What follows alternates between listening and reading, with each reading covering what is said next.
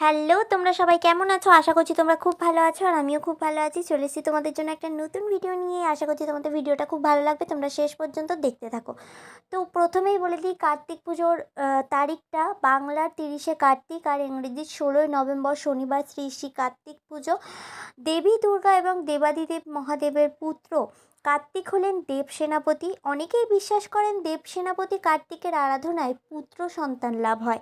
কার্তিকের আরাধনায় যে শুধু পুত্র সন্তান লাভ হয় তাই নয়, এই পুজো করার ফলে ধন এবং সংসারে শ্রীবৃদ্ধিও হয়।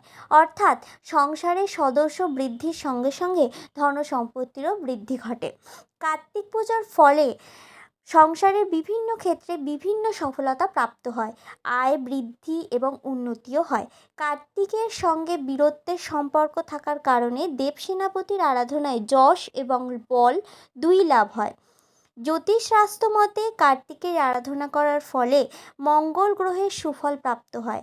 কার্তিক পুজো সূর্যের গতির পরিবর্তনের ওপর নির্ভরশীল।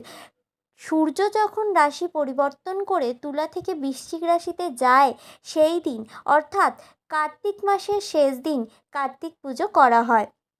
আগামী ১৬ই নভেম্বর সকাল ৭টা ৩২ মিনিটে সূর্য রাশি পরিবর্তন করে তুলা রাশি থেকে বৃশ্চিক রাশিতে গমন করবে আর মাসব্যাপী আকাশ দীপদানো সমাপন হবে।